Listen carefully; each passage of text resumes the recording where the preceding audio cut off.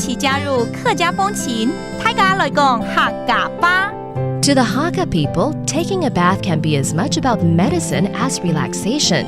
One plant used in traditional Hakka culture, known as Da Feng Cao or Ngi camphor, is used to infuse hot bath water with healing properties. It can also be used in food.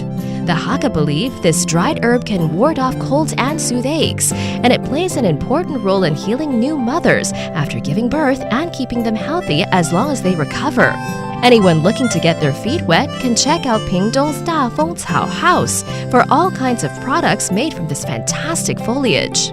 Hey, what's up? It's time for Talk About Hakka on ICRT. Hello， 大家好，我係阿邊個 Leo。Hello， 你好，大家好，我係 Joseph Lin。Leo， 你手上那個這是什麼？我要去看一個中醫嘅朋友哈，我有煮了個雞酒啦，你應該是聞到這個味道了。應該是，可是要給周年的，就是坐月子的，對不對？對。不過這個味道蠻特別，是什麼啊？因為我裡面有特別加了一個客家的植物，叫做胎鳳臭。這個草我倒沒聽過，你再講一次叫什麼？胎鳳臭。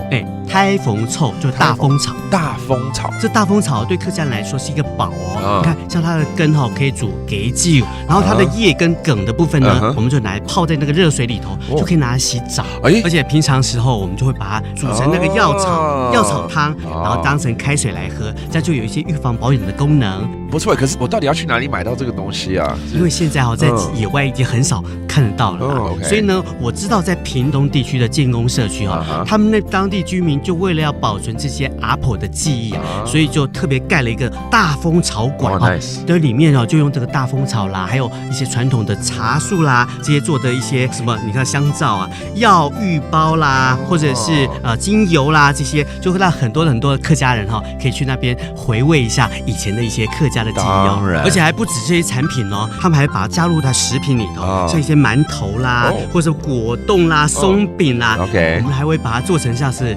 什麼大蜂巢意大利麵啦、大蜂巢煎蛋啦、大蜂巢火鍋啦。